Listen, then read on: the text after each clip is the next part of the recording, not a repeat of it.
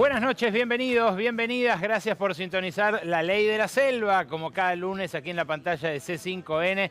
Hoy penúltimo programa del año, pero no por eso relajado en cuanto a la información ni al análisis. Hasta las 0:30, ya sabes, tu cita aquí semanal con la buena información. Aquí tu cita con la reflexión, con esas entrevistas que necesitan su tiempo. Aquí hasta las 0:30 rige la ley de la selva.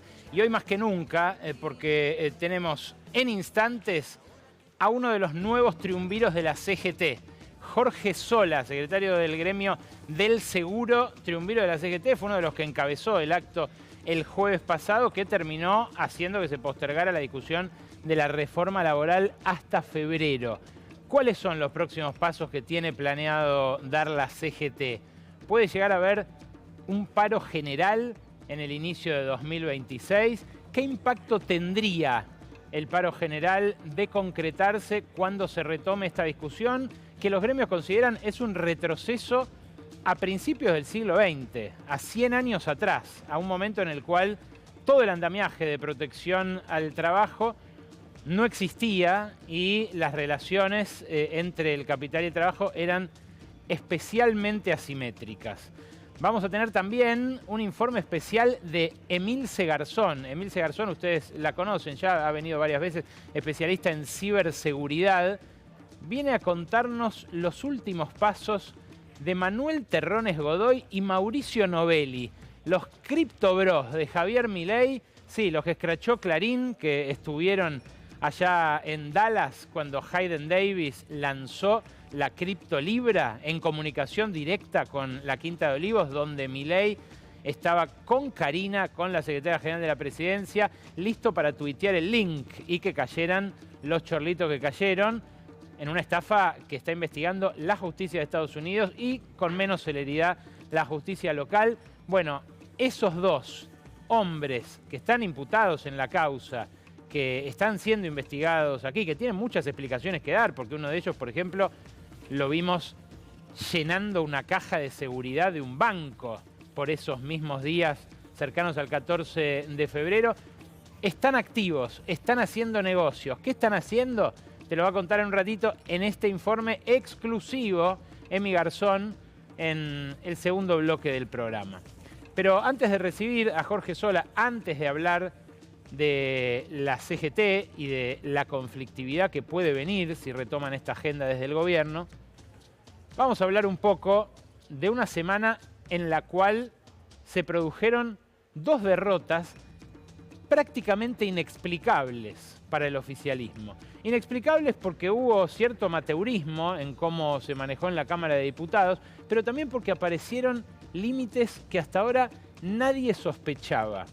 Fueron horas aciagas para el oficialismo que encabeza en el Senado Patricia Bullrich y que en diputados lleva como voz cantante a Martín Menem.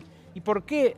Bueno, porque justamente al calor de la movilización de la CGT y al calor de la movilización incansable de las familias que tienen uno de sus miembros con discapacidad, se aparecieron frente al oficialismo estos límites.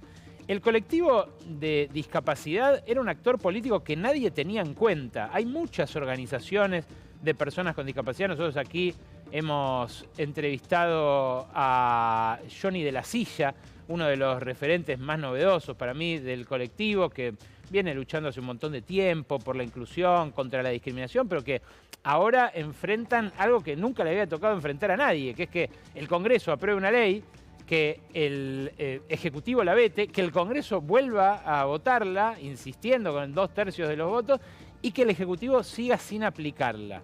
Bueno, el mismo miércoles en el que se discutía el presupuesto en la Cámara de Diputados, Valentina Bassi, una actriz muy querida, madre de un niño con una discapacidad cognitiva leve, gastó los teléfonos de los gobernadores peronistas que le habían comprometido su apoyo a Javier Milei para un presupuesto que venía con trampa, en el cual habían metido 2 días antes de que emitiera dictamen la Comisión de Presupuesto de Hacienda un artículo, el artículo 75, que derogaba estas dos leyes que tanto le molestan al oficialismo. La de emergencia por discapacidad y la de financiamiento universitario. Por ambas causas hubo masivas movilizaciones en estos 2 años en la Argentina, pero tuvieron que aparecer estas mujeres, estas madres, estas actrices, para que los legisladores y los gobernadores que mandan a esos legisladores vieran el costo político que podía tener aprobar ese caballo de Troya que metió Martín Menem en el capítulo 11 del presupuesto, la derogación de estas dos leyes que, insisto, fueron aprobadas en reiteradas ocasiones. La de financiamiento universitario 3 veces, porque una vez la aprobaron el año pasado, en 2024, y 2 veces este año, una en primera instancia y otra luego del veto, con la insistencia. Bueno, estas actrices se comunicaron con los gobernadores. Hoy contaba Valentina Bassi, en un momento Jaldo me dejó de contestar de tanto que le escribí, pero se comunicaron también con Raúl Jalil, se comunicaron con diputados de Catamarca, de Salta, de Misiones, para hacerles saber a todos que esta era una causa en la que había mucha gente sufriendo y que esa gente no se iba a quedar de brazos cruzados si volvía a ser atropellada.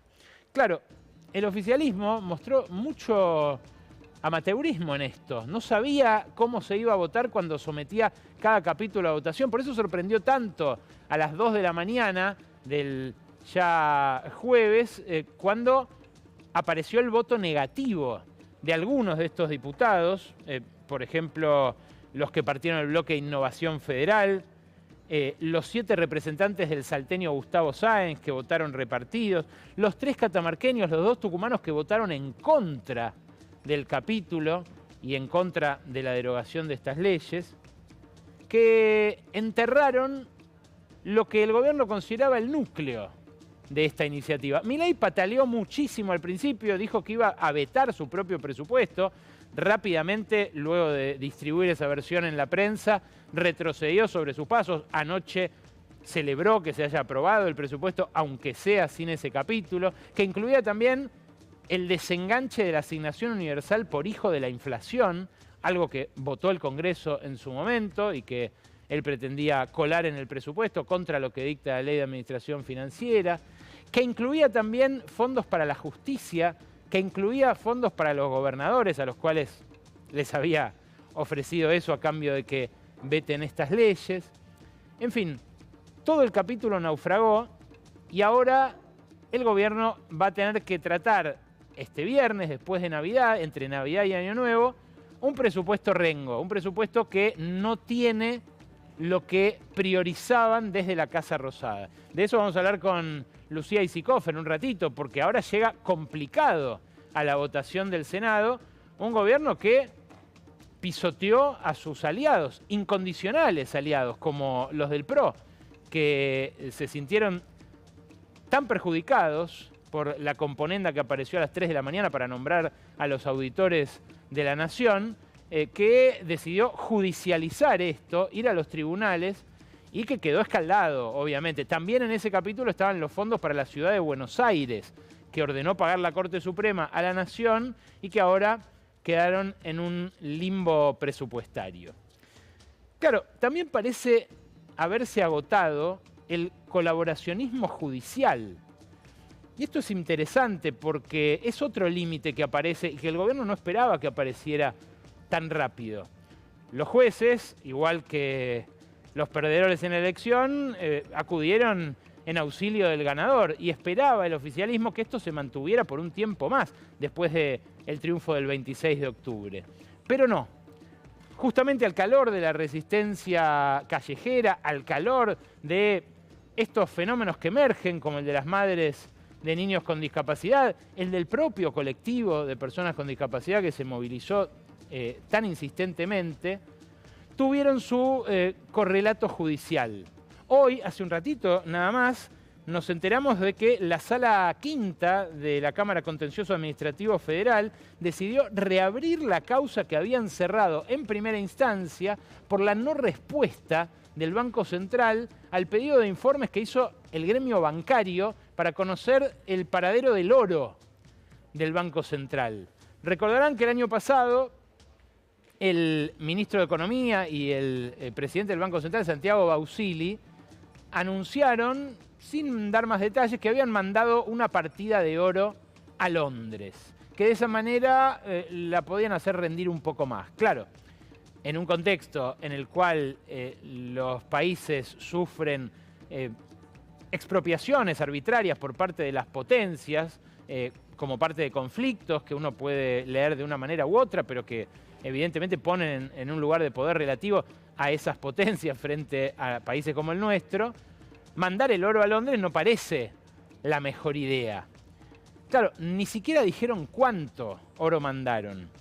Por eso hizo este pedido de informes la bancaria. Según nuestros datos, que nosotros obtuvimos mediante el cruce de información aduanera, son casi 13 toneladas de oro por valor de 960 millones de dólares.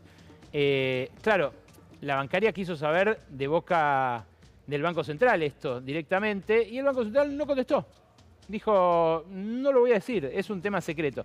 La justicia le dio la razón en primera instancia, pero hace un rato la Sala Quinta de la Cámara le dijo, no, señor, usted le tiene que contestar porque esta es información pública relevante, básico. Ese oro es de todos, no es de Santiago Bausili, de Toto Caputo, ni de la consultora Anker. Ahora van a tener que explicar por qué lo mandaron, cuánto es, en qué condiciones de embargabilidad quedó. En fin, son límites que aparecen y que el oficialismo que se llevaba todo por delante hace 2 semanas, 3 semanas, empieza a encontrar y lo empiezan a hacer tropezar. Según lo que narra la historia oficial, Patricia Bullrich encaminó el Senado con esta nueva minoría importante que tiene La Libertad Avanza. Pero la verdad, cuando uno la ve, se nota que la ex ministra de Seguridad fue de las que más sintió el impacto de esta doble derrota, porque fue ella la que tuvo que anunciar, luego de haber obtenido dictamen de mayoría para la reforma laboral en el plenario de las comisiones de trabajo y de presupuesto, que la discusión se pateaba para febrero. Lo hizo apenas 2 horas después de boludear, perdón mi francés, pero después de cargar, de gastar a la CGT por Twitter por la movilización que había hecho en la Plaza de Mayo. Y lo hizo con una cara de compungida que francamente daba cuenta de la contrariedad del momento. Mira la voz. Hemos hablado con distintos bloques, inclusive con Juliana y Tulio, y vamos a firmar un dictamen para dejarlo abierto a modificaciones y les proponemos pasar el debate. ¿Supresión están esperando que lo terminen de redactar o traer o imprimir? Sí, le permito. Nosotros hemos escuchado a todos los actores y hemos hablado con distintos bloques, inclusive con Juliana y Tulio, y vamos a firmar un dictamen para dejarlo abierto a modificaciones y les proponemos pasar el debate al 10 de febrero para tomar en cuenta lo que ha sido el pedido que han hecho muchos sectores de poder trabajar esta ley, así que en vez de discutirla el día 26, sí quisiéramos que nos acompañen a discutir el día 26 el presupuesto nacional. Fíjense las caras de sorpresa que había ante este anuncio el jueves pasado, insisto, poquito después del acto en Plaza de Mayo, porque nadie se esperaba. No solamente postergan para el 10 de febrero la discusión, sino que abren el proyecto a modificaciones que parecía que no iban a admitir hasta el jueves mismo. Claro, por si fuera poco, el protagonismo de Bullrich hizo que empezara a ventilarse ya públicamente el crecimiento de una empresa, de una franquicia más bien, una franquicia de bares que se llama Tostado y que seguramente habrán visto en aeropuertos, en estaciones, en avenidas, en arterias comerciales de todo el país, porque es una empresa que creció a pasos aceleradísimos desde que asumió Milei. Me refiero a Tostado Franquicia S.A. y a Tostado Branding S.A., detrás de las cuales están Francisco Langeri Bullrich, el hijo de Patricia, y la esposa de Francisco, María Belén González Russo. Integra también las sociedades, la licenciada en terapia ocupacional Magalí Oppenheimer, esposa de Fernando Goichman, que fue el creador de la marca. Este tema venía conversándose por lo bajo, venía generando mucha sorpresa en círculos empresarios, el vertiginoso crecimiento de la franquicia, pero también subió de nivel cuando el abogado de la AFA, Gregorio Dalbón, denunció a Bullrich, a su hijo y a Goichman por evasión tributaria, lavado de activos y asociación ilícita.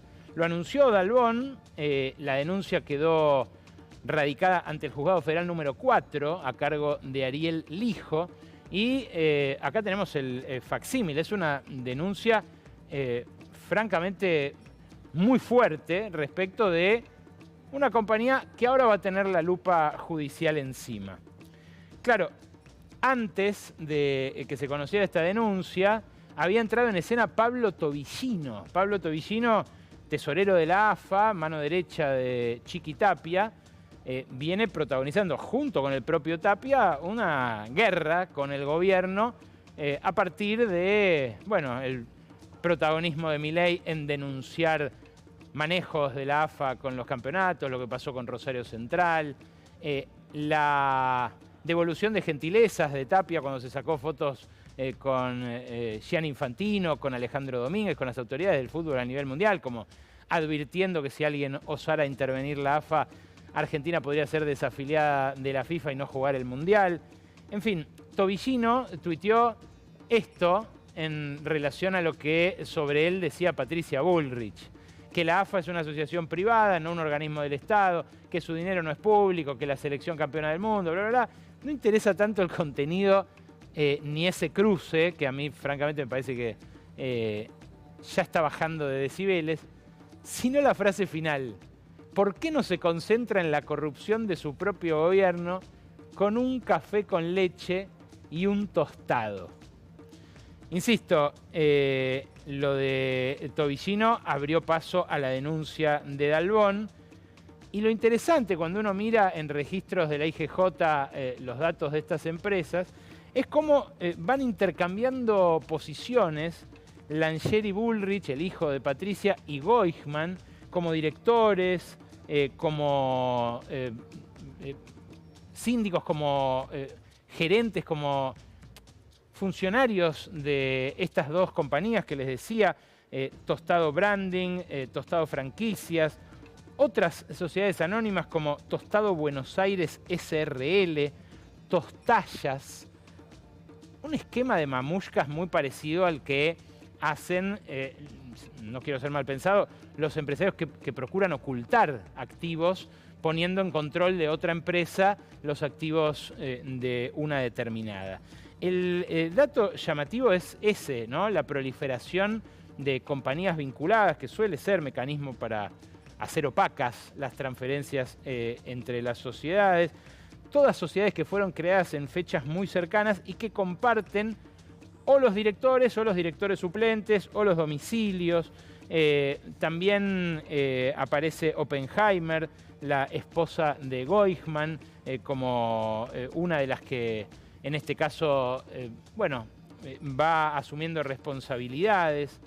Claro, son cosas que la justicia hasta ahora no se apuró a investigar, pero que de repente, al calor de determinados límites, puede empezar a investigar con el correr del tiempo. Mientras tanto, los dueños de la Argentina mantienen su apuesta. Bendicen el reseteo de la economía y la sumisión total a Donald Trump. Se vio esta semana que pasó en un ágape secreto que organizó la Embajada de los Estados Unidos, que encabezó el embajador Peter Lamelas y que reunió, además de funcionarios muy importantes del gobierno, como Federico Sturzenegger, como el propio Luis Caputo, como el canciller Pablo Quirno, a varios de los empresarios más importantes de la Argentina. Acá estamos viendo, además de a Lamelas, a Paolo Roca, el dueño de Techint, y a Germán Neus. Germán Neus, vayan conociéndole la cara, acaba de quedarse con las represas del Comahue en una licitación por lo menos polémica que abrió el Ministerio de Economía. Está creciendo con emprendimientos en distribución de energía, pero también en minería, en petróleo. Tiene negocios inmobiliarios por todo el país y es muy amigo de Santiago Caputo. Claro, el monje negro del gobierno no estuvo en ese ágape con Lamelas como anfitrión. Eso algunos lo leyeron como una señal del debilitamiento relativo que tuvo en la interna oficial. De eso también va a hablar Lucía Aisikoff en un ratito. Algunos dicen que de hecho Karina Milei puso esto en escena para hacer público que ahora la relación con Trump la controla ella a través de Pablo Quirno. Pero hubo directivos del grupo Elstein, estuvo Marcos Bulgeroni, estuvo Gustavo Sinossi, una personalidad, una estrella del establishment que hasta ahora se mantenía viviendo en Estados Unidos, pero que siempre fue un lobista que llevó y trajo. Este encuentro que reveló Claudio Mardones en Perfil muestra hasta qué punto goza todavía de amplio consenso el esquema político y económico de Milei en el establishment. Estuvo también Nicolás Pose, el depuesto jefe de gabinete que revistaba con Milei en el Grupo América, en la Corporación América de Eduardo Urnequian. En fin, Paolo Roca, que por un lado amenazó con cerrar su fábrica de tubos para gasoductos en caso de que YPF le decida comprar a China lo que necesita para llegar a exportar el gas de vaca muerta, se mantiene ahí, no saca los pies del plato. Y estuvo allí con Lamelas en una señal de alineamiento con Occidente y de apoyo a esta gestión que, bueno, fue revalidada en las urnas, pero que empieza a enfrentar este tipo de tropezones. Claro, los dueños locales son los que están invirtiendo, los que en algunos casos están comprando empresas, porque lo que es inversión extranjera ni de Estados Unidos ni de ningún lado llega. Mirá lo que es este gráfico que publicó la consultora sistémica sobre datos del Banco Central, porque realmente es pasmoso lo que se ve. No había habido nunca, desde que hay registro de estos números, un año de inversión extranjera directa neta negativa como la que vamos a tener este año. Claro, si restamos los dividendos que mandaron las multinacionales a sus casas matrices por las filiales en Argentina, tenemos que la inversión es negativa, es 1.500 millones de dólares negativo entre enero y octubre, y ahí está la comparación con el enero y octubre de cada año. Fíjate lo que era la inversión extranjera directa en épocas de gobiernos antiempresa. Era muy superior a la de un gobierno supuestamente pro mercado, pero que evidentemente mucha confianza no genera en ese mercado. Un mercado que saludó el cambio de régimen de cambio la semana pasada, el ensanchamiento de las bandas de flotación que venían pidiendo a gritos el Fondo Monetario, el Tesoro de los Estados Unidos, que venían pidiendo a gritos los acreedores de Wall Street también, y que vamos a ver si cambia, porque en definitiva lo que genera a partir de enero es esa línea de puntos en el sendero que ya a esta altura, más que una banda de flotación, es una hoja de ruta de devaluaciones programadas, ¿no? Porque está todo el tiempo en el techo. Hoy cerró 1.475, un poquito por debajo del techo de 1.500, pero el 1 de enero, la semana que viene, se va a ir a 1.550 el techo. ¿Qué va a pasar? ¿Va a tocar ese techo punteado el dólar? ¿Le va a meter más presión a los precios como ya le metió el mes pasado la devaluación de octubre, que finalmente pudieron controlar con el salvavidas que tiró Trump desde Estados Unidos, con su secretario del Tesoro? No lo sabemos, pero lo cierto es que es un cambio en un régimen que hasta ahora decían que no iban a cambiar. La propia consultora sistémica que les cité antes, que conduce Federico Poli, un economista muy interesante que está también al frente del observatorio PYME, financiado por Techint, por la UIA, que viene advirtiendo sobre el daño que hace a la industria este modelo de dólar barato, escribió lo siguiente: los cambios en las bandas cambiarias no corrigen los desequilibrios de precios relativos y desatienden las urgencias del panorama productivo que pueden verse en la dinámica del balance comercial. No parecen medidas orientadas a lograr un cambio de régimen capaz de sacar al entramado productivo local de la situación en la que se encuentra, afectado por el atraso cambiario, la apertura comercial y la ausencia de medidas de compensación. Si bien se flexibiliza la banda de flotación, no hay margen para recuperar el atraso que se ha consolidado en el tipo de cambio real. Con dicho atraso, la posibilidad de acumular reservas, como dijo que iba a hacer el presidente del Banco Central, luce compleja. Todo esto que les acabo de leer lo escribió un economista que fue funcionario de Mauricio Macri, que, como les digo, no trabaja en el Instituto Patria, trabaja a las órdenes de Paolo Roca. Pero refleja lo que ocurre en las fábricas y lo que ocurre también en los mostradores y en las góndolas de los comercios. Este fin de semana se conoció el dato de Sentia, una consultora que usan todas las cadenas de supermercados, todas las cadenas de mayoristas, todas las cadenas de farmacias, que dio cuenta de un nuevo bajón en el consumo masivo. Un bajón que, si uno mira el último dato, no es tan tremendo, es del 2,8% en el canal de supermercados, eso es lo que estamos viendo. Fíjense, estos eran los desplomes del año pasado, ¿no? Los desplomes mensuales del 20% contra 2023, del 17%, del 10%. Eso había empezado a mesetarse durante la primera mitad de este año, pero ahora volvió a caer. Los últimos 2 meses cae de vuelta cerca del 3% en supermercados. En todos los canales de consumo masivo, mayoristas, farmacias, minoristas, comercio electrónico y demás, la caída promedio fue del 0,1%.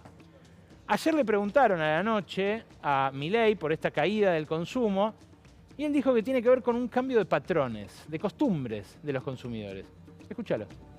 Porque por un lado la gente dice, bueno, hay restricción del consumo, se consume cada vez menos. A ver, se consume cada vez menos y estamos en máximos históricos de consumo.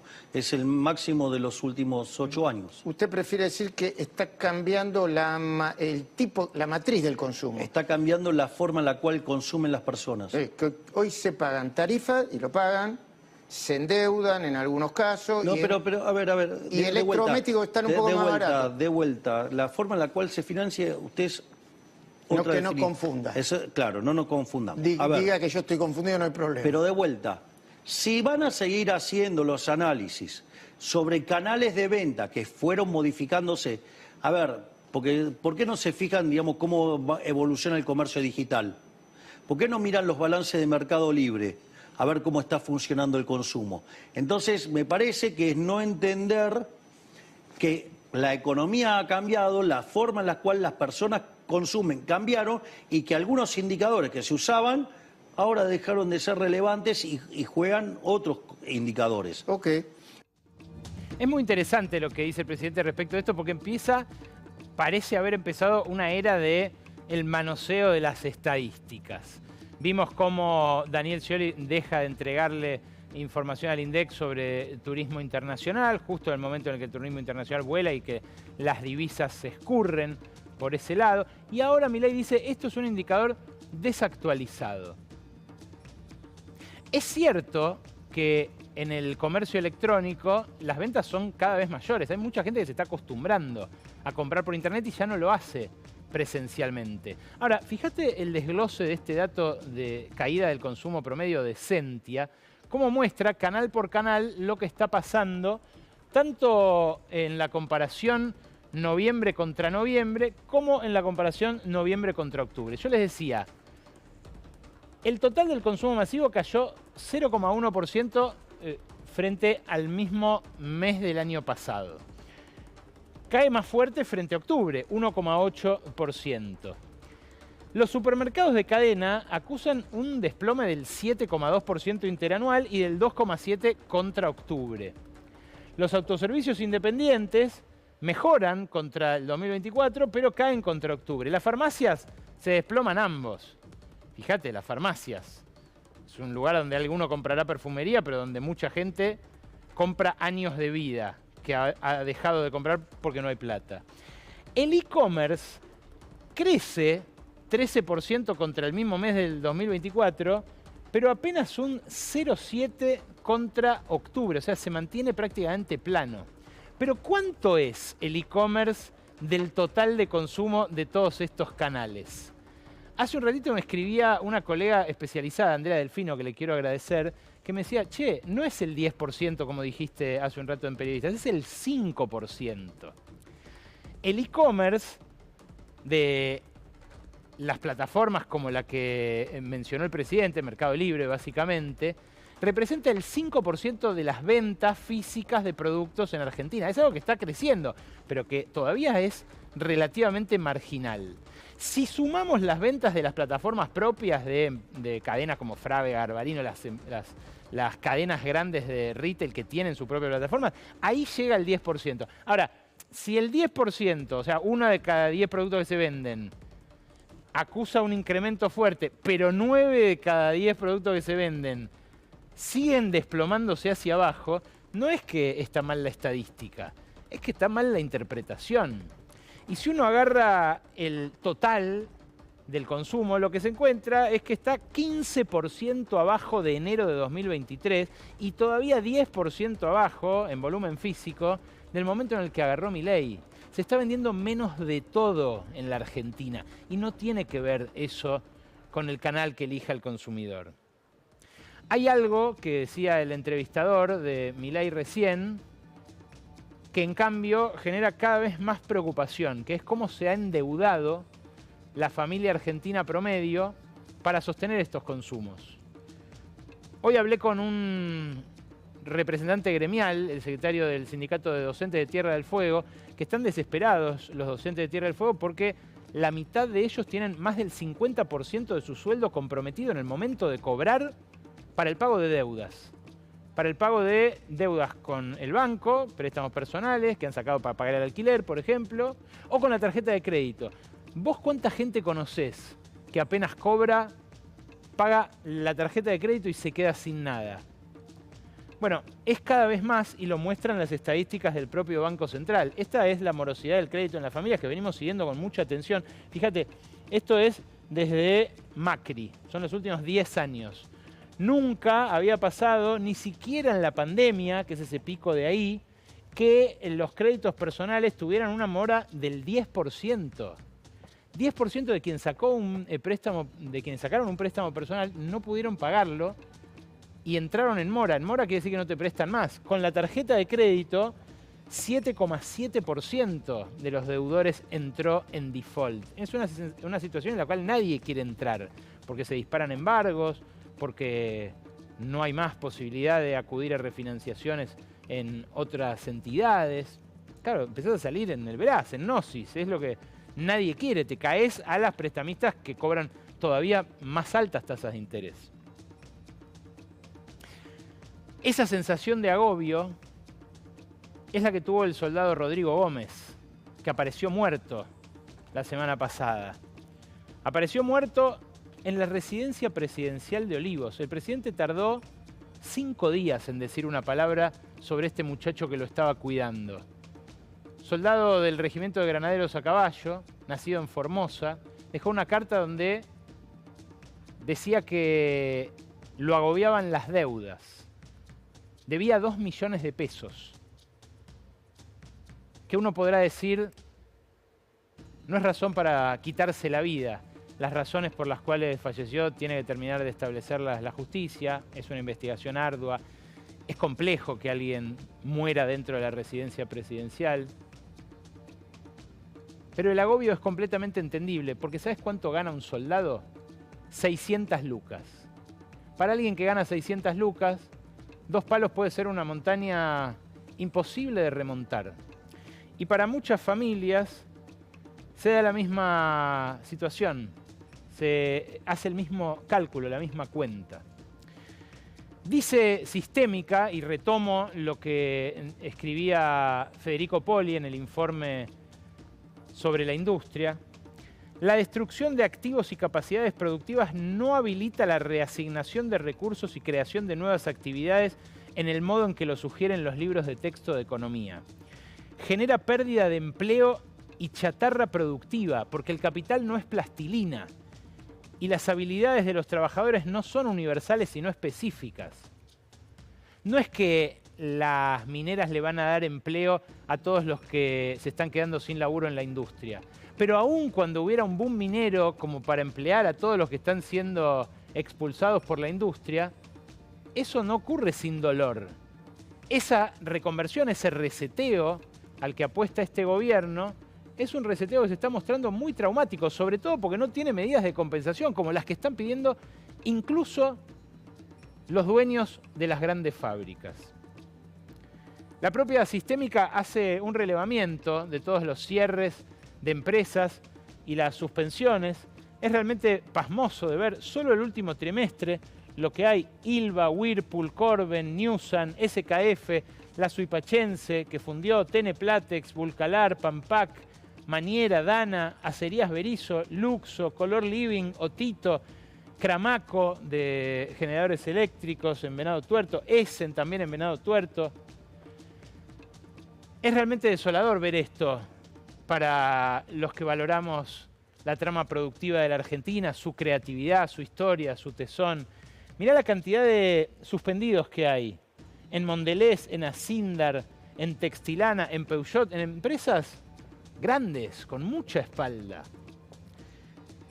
Pero claro, para esto no hay futuro, no hay siquiera una proyección de cómo planean reconvertirlo. Sí hay, en cambio, plata para algunas cosas que podrían parecer superfluas, como por ejemplo para remodelar la residencia oficial argentina del embajador en Washington.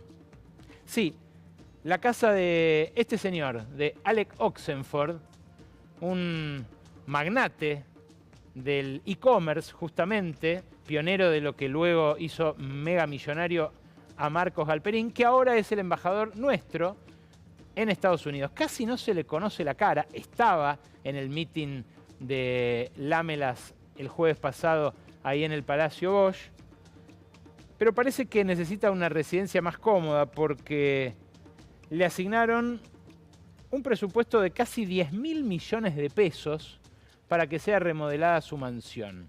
Es la que le gusta usar a Pablo Quirno también, al canciller, que puso Karina Milei, que puso Caputo, que también gusta de viajar en auto oficial por Nueva York, y que ahora va a recibir una lavada de cara. Lo descubrió el portal de El Destape. El gasto está programado para ejecutarse desde 2026, pero también en 2027 y 2028. Y encontré la planilla. La planilla dice, es una de esas 15.000 planillas que tienen los presupuestos, que se va a aprobar el viernes, salvo que algún senador diga, che, ¿de verdad hay plata para esto y no para las personas con discapacidad? Porque acá está.